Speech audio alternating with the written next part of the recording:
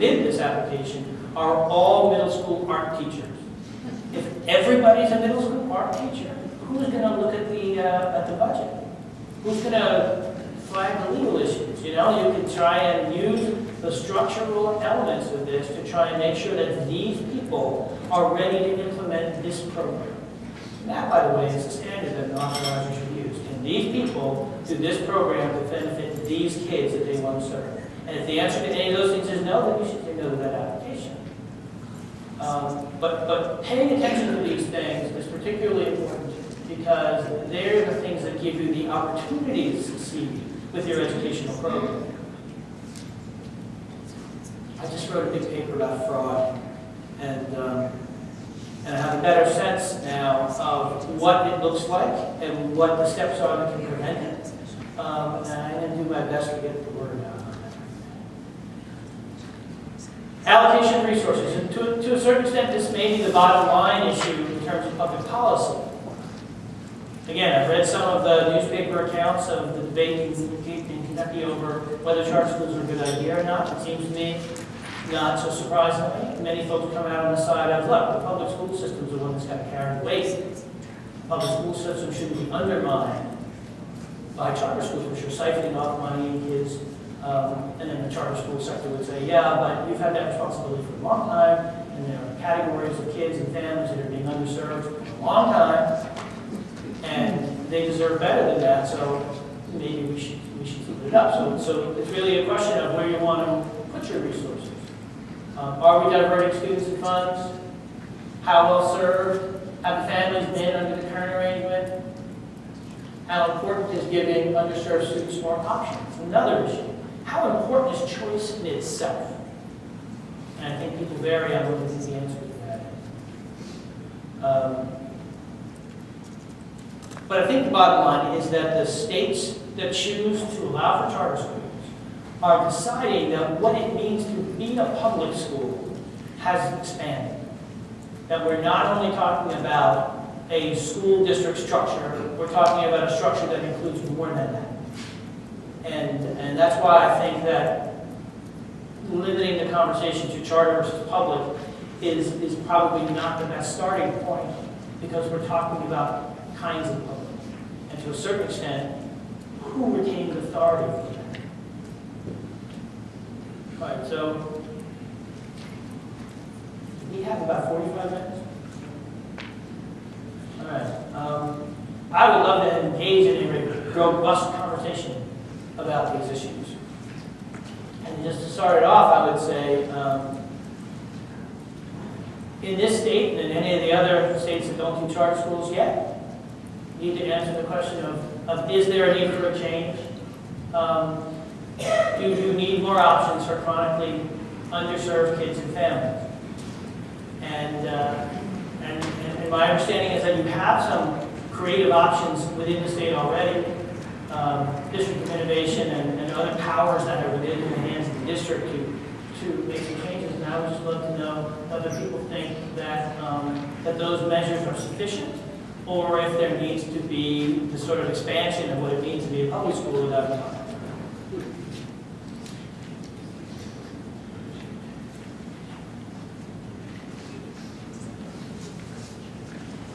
All right. This is really fun because you really understand some of those underserved kids who are have been identified in special ed 504.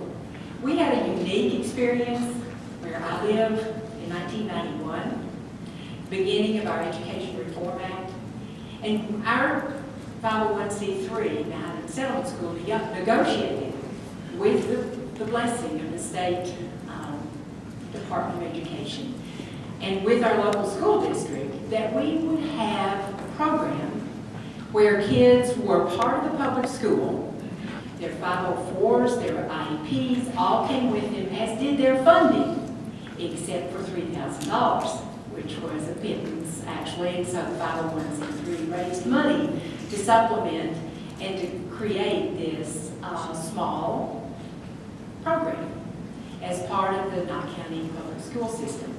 Now, Those underserved kids for 18 years received robust services, and parents were the drivers. They were the ones who pushed the envelope, even though there were issues of territory, and of course special ed thought, well, no, we can do it all, but parents said, no, you're not doing it all, and these folks had a broader approach to structured multisensory language and curriculum. So that went on for 18 years. At the end, there was an executive decision. No, we don't want to serve this small number of children. We want the nonprofit to take its resources and put teachers in our schools to have response to intervention groups, et cetera, et cetera. My question, we do have creative alternatives in this state. And kids who have special needs are going to private schools, they're going to Christian schools, they're being homeschooled. Now, if you don't jump all the way into charter schools as an answer of how to serve high poverty, low income, low achievement schools, how do you raise the standard of performance, student performance in all schools? And it's an issue, it's a big elephant in the room. It's the big elephant. Do you mean with regard to kids with special needs or in general? No, specifically with special needs. Because even though we have RTI and we have special ed and we have extended school services, they're not coordinated. There's no real tracking of what happens to kids in kindergarten who struggle. They continue to struggle. So how do we address those specific concerns and frustrations? I mean, that's enough to get people to start a charter school. And in fact, that's what we did for 18 years. And I live in a high poverty, low achievement school area. But the need goes on. You've dealt with the whole picture. Well, let me just quickly mention that in some states, you were allowed to target admissions to the kind of at-risk kid. And in some places that has led to special ed specific charter schools. And so there are charter schools that focus on kids with hearing impairment. There are a bunch of charter schools that focus on kids with autism. It varies. One challenge to that is kids are entitled to be educated together with their non-disabled peers in the least restrictive environment appropriate for their needs. So that means if you want to serve moderately to mildly LD, learning disabilities kids, you have to not only educate them together with other kids with LD, and you have to find an admissions practice to do that. The more severe, there's an autism school in New York that only serves the kids who are half a step away from a residential place where they are learning life skills, and their least restrictive environment is the most restrictive. So they are not together with the kids, but it is certainly one tool that is available in some states. Yeah. Yes. Oh, wow, that's there are, I guess, two themes to my question, and I wanted to use an example to illustrate the two issues that I would like to ask you to address. In the example that I'd like to use, there's a recent ProPublica article about a chain of charter schools in the state of North Carolina owned by an individual named Baker Mitchell. And the article says the schools are not for-profit charter schools, but the schools buy or lease nearly everything from companies owned by Mitchell. Their desks, their computers, the training that they provide to the teachers, most of the land in the buildings. And unlike traditional school districts, at Mitchell's charter schools, there is no competitive bidding, no evidence of haggling over rent or contracts. The schools have all hired the same for-profit management company to run their day-to-day operations. The company, Roger Bacon Academy, is owned by Mitchell. It functions as the school's administrative arm, taking the lead in hiring and firing school staff. It handles most of the bookkeeping. The treasurer of the nonprofit that controls the 4 charter schools is also the chief financial officer of Mitchell's Management Company.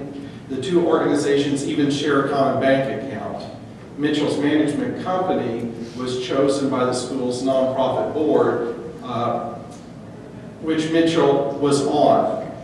And so that's one issue, which is, while we say these are public schools, you can essentially sort of set up a front, so to speak, of here's the not-for-profit entity, but it's going to contract in terms of having having been released from what we call red tape that other schools have to follow. It may not have to have model procurement, it may not have to have competitive bidding, it may have no big contracts and so forth. So there's that, one person's red tape is another person's appropriate oversight, so that's the one issue. Then the other issue is, the article goes on to say, Mitchell schools are also distinguished from public schools by a different tone.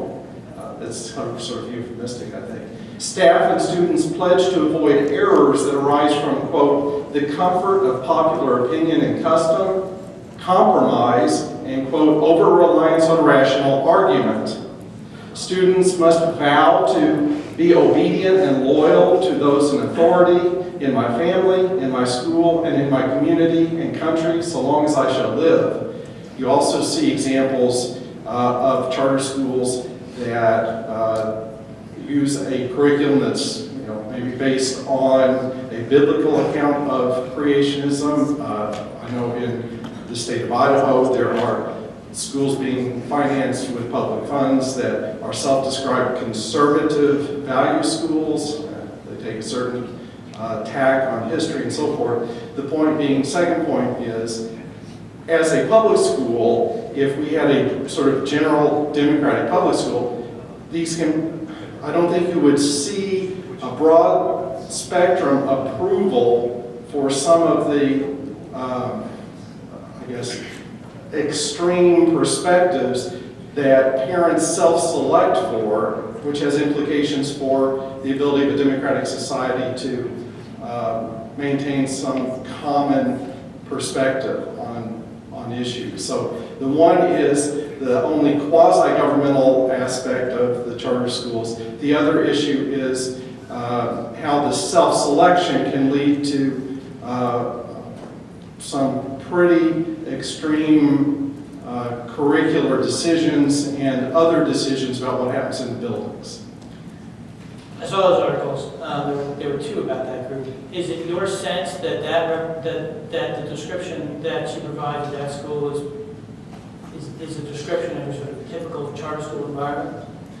No, what I'm saying is the concern would be that the lack of appropriate oversight of public funds allows for these sorts of situations to occur. Not that all would, but certainly many do. My sense is that story, and I told this to the author of that story, is a perfect cautionary tale for just about everything going wrong at every level in the process.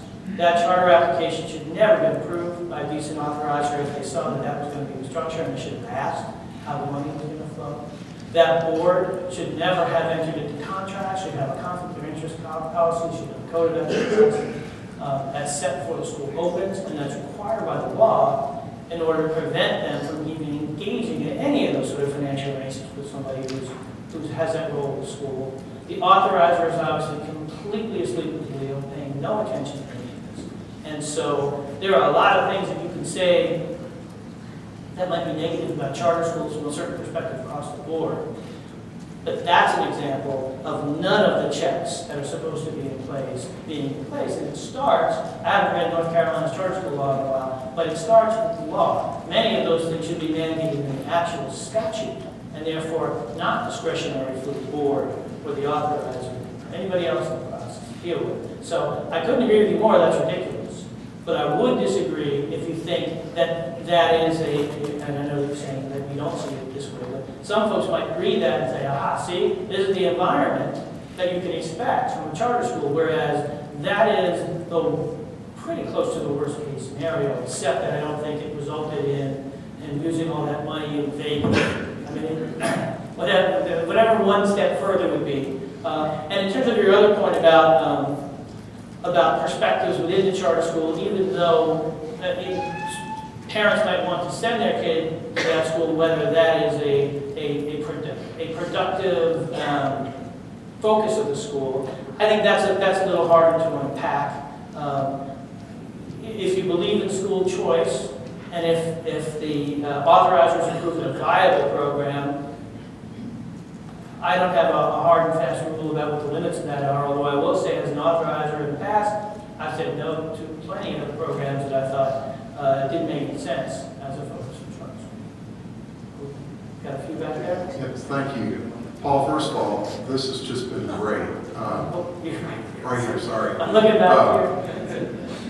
This has been a fascinating discussion, very informative. It's dispelled a lot of myths and reaffirmed certain things. Question for you. Statement then a question. Shortly after terror was passed a number of years ago, we set up throughout Kentucky that school